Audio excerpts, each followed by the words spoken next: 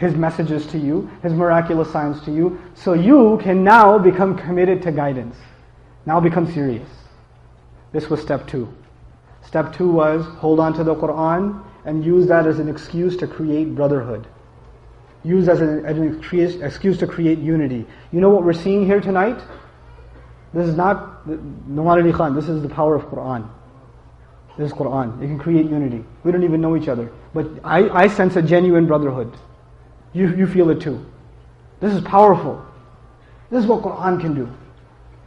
So you can become committed to God. You can feed off of each other's energy and you can become more and more serious and more committed to the direction that Allah wants you to go into.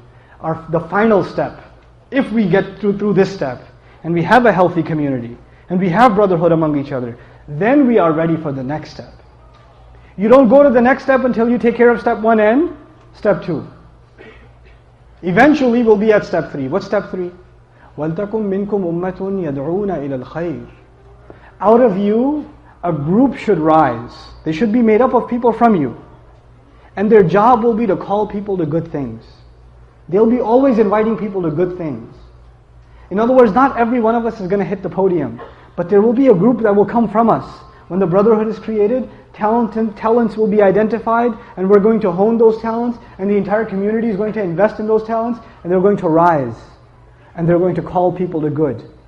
وَيَأْمُرُونَ. Can you imagine young people from our community, our own community, one day giving the khutbahs, one day inviting people to good, one day going and going on talk shows and responding to people that are hating on Islam? Our own kids that are born and raised here. Can you imagine that day? It's an incredible thing.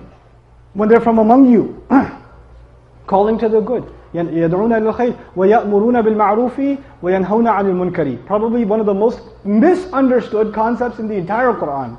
Actually, I was going to spend about an hour and a half just on this tonight, but I can't. Just on وَيَأْمُرُونَ بِالْمَعْرُوفِ وَيَنْهَوْنَ عَنِ الْمُنْكَرِ. But I'll summarize what I can for you. The translation says most of the time, they command the good and forbid the evil. How many people have heard that before? Command the good, forbid the evil, right? You've heard that before, right? Very, very shallow translation. Ya'murun means, it's a spectrum of things. Amr means suggesting something, advising something, trying to convince someone to do something, encouraging someone to do something, and commanding someone to do something. Is there a difference between suggesting and encouraging and commanding? There is, right? It starts with suggestion. And there are different situations. I'll give you a real life, really simple example. I love simple examples. Or I think they're simple. Right? Dinner's ready. I'm going to call my dad to dinner, and I'm going to call my son to dinner. Dad is downstairs, son is upstairs. I'm going to say to my son, dinner's ready. I'm going to say to my dad, Abba, dinner's ready. I did amr in both cases. In one case I used authority. In the other case I used respect, request, right? Two different things. Two different situations. Amr bil ma'roof depends on the situation. You don't go commanding people. You don't take out your haram gun and haram, haram, haram, haram, haram. Everything's haram. You can't do that, don't do that, no. And we have, unfortunately, some of this social constipation in our masajid in some places. We have it. I know it's a bad term, but I feel that way. Like it's almost like you can't even be happy in a masjid. Like if you smile and say, Assalamu alaikum. Look. Masjid. No happiness here. Oh man, masjid is supposed to be a place you can be happy.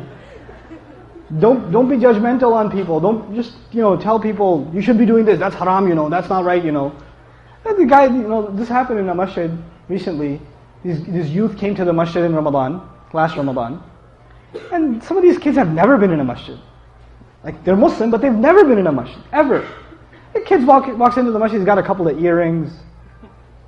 He's got tattoos. What if some of our incredibly wise members of the community do? That's haram. He's like, what, my ears? Haram? What, do you want to pull it off? Then you're going to say your salat is not accepted, you're bleeding. What do you want me to do? You can't go around telling people what to do. Your first job is to instill people in awareness of Allah. Everything else will fall into place. Remember step 1?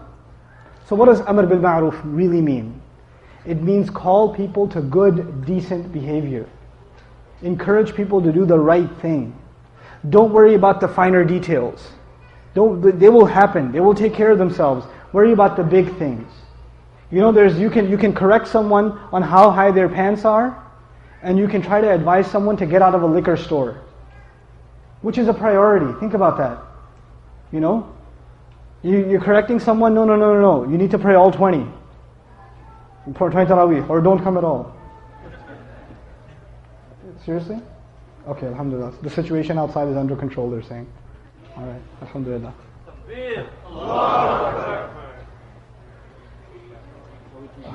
Yeah, we can go on, inshallah. But yeah, we can. Okay, so what was I saying?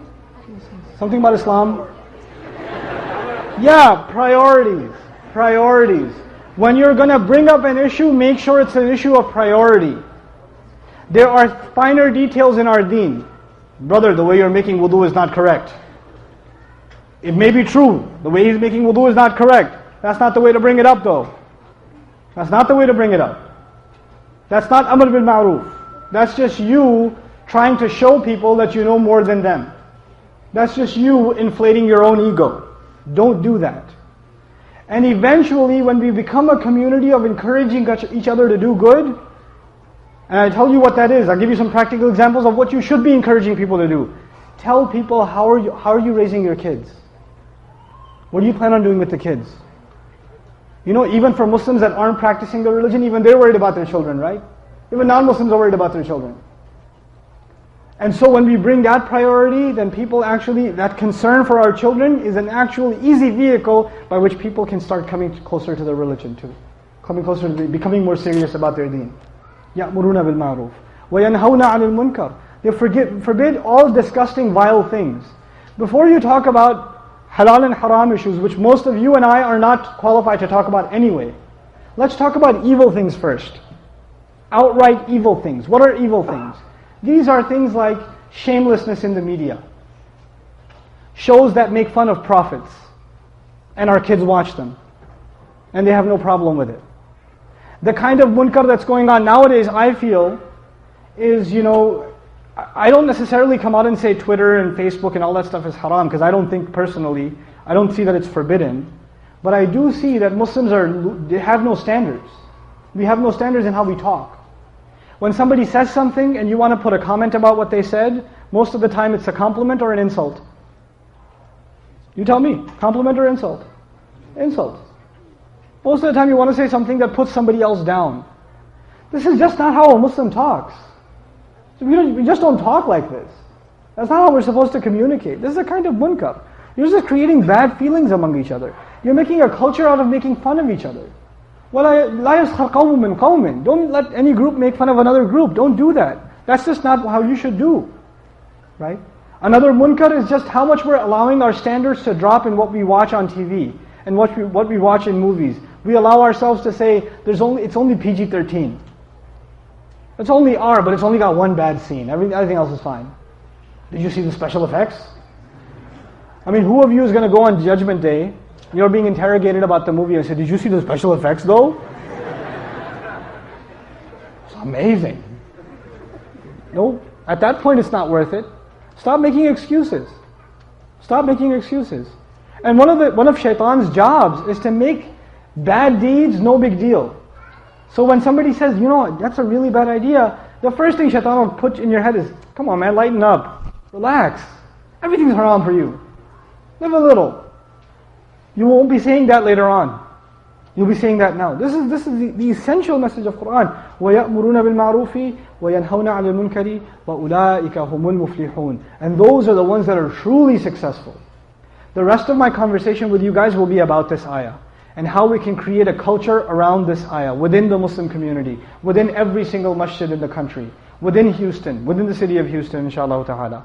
You know, and how we can become a part of that, of implementing these 3 steps starting at the masjid. This session I want to conclude with the following statement that will give a rise to the next section, the next conversation I want to have with you as a result of this.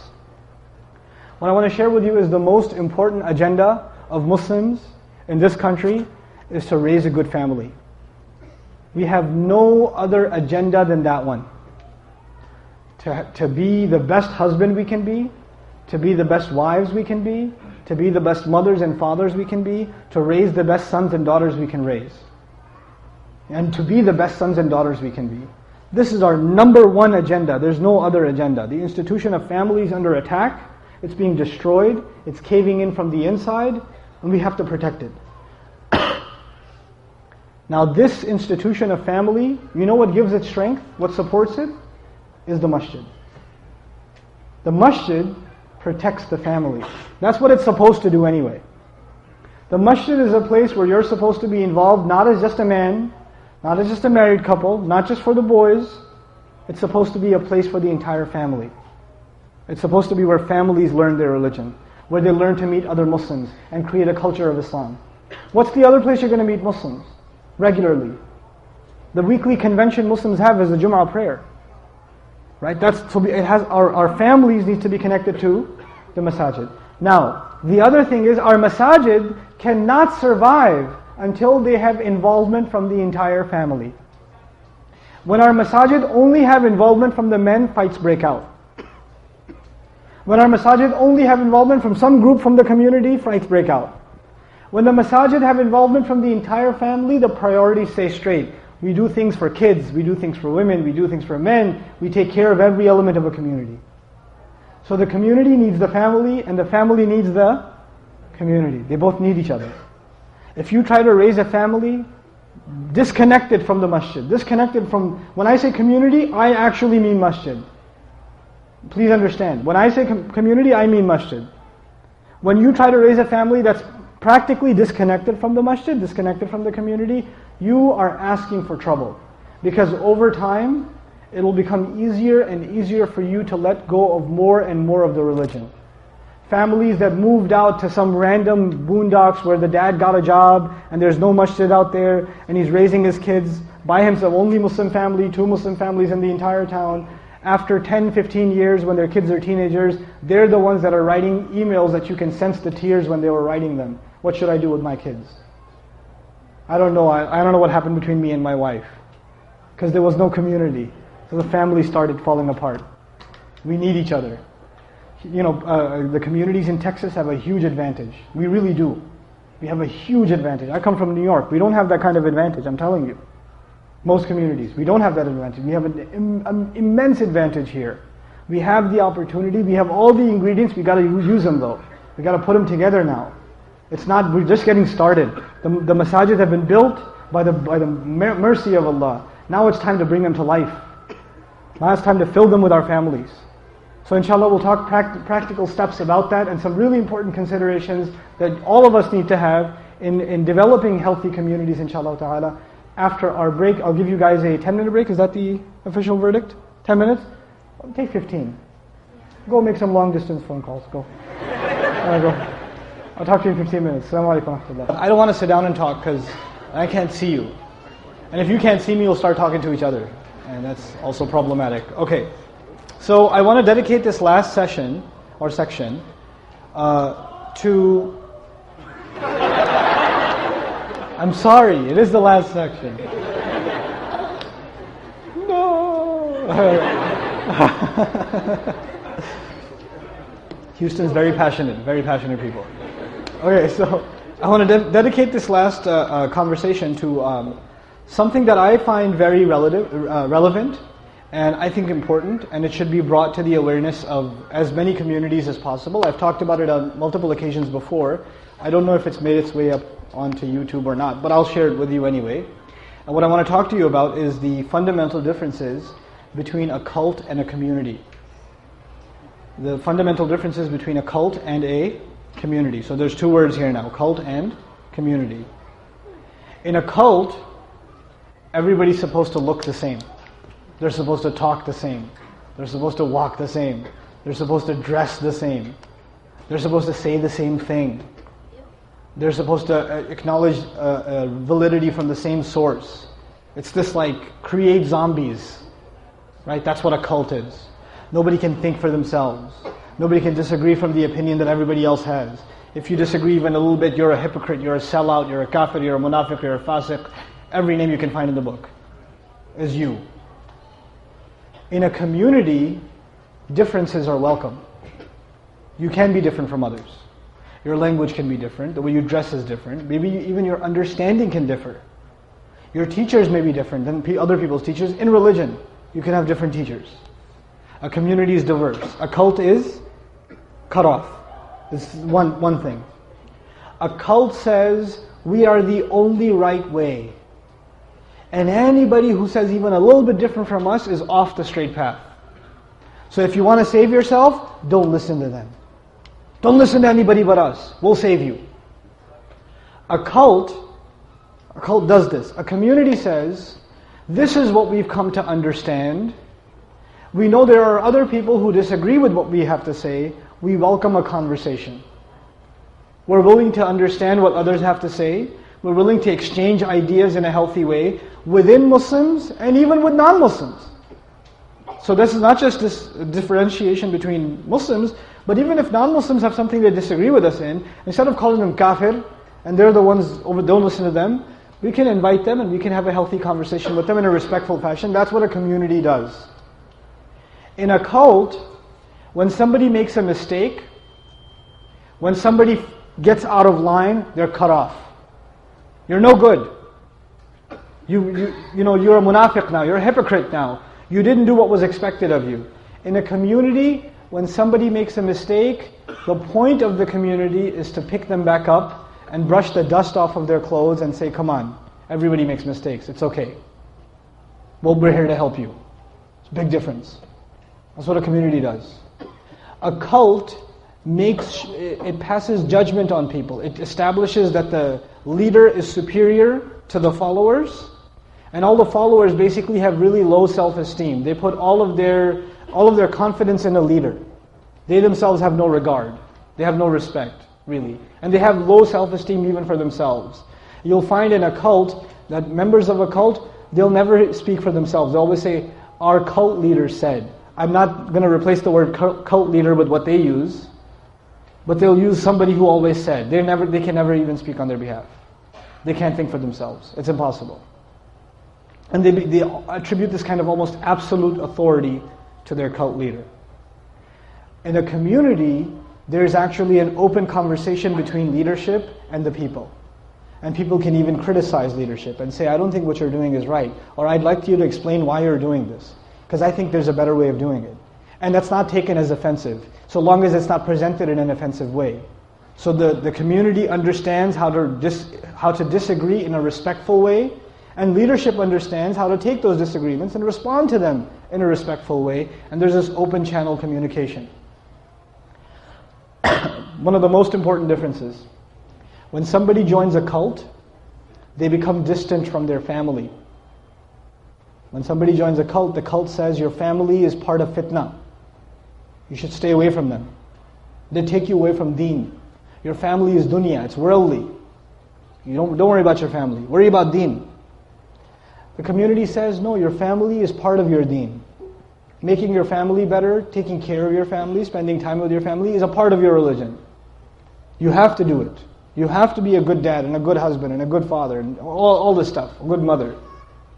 You know? So where a community makes families stronger, a cult can destroy families. A cult can take people away from their families. Fathers who no longer act like fathers. Husbands who no longer act like husbands. They don't fulfill their roles. A lot of masjids across America are cults. And very, very few masjids across America are communities. We have to make the effort of making all of the masajid across the country into communities. You know the last comment I made in my last session? You can't have the masjid operate properly without having what involved? Family. When you have family involved, it won't become a cult. It won't become a cult. It can't. When the family is uninvolved, there's just some people involved and one or two personalities dominate and it starts becoming a cult. And it just gets hijacked and then some personalities take over the show. And that's what ends up happening. And everybody means well in the beginning. But that's just not how the world operates. we have to make an extra effort to create communities. It's a big priority, huge priority for us in this country. So I wanted to start our conversation from that. And then I want to take you to this, just some practical components of Amr bil Ma'ruf and Nahi Anil Munkar, the last thing we talked about, and then move on to the next ayat that are coming since we have time, alhamdulillah.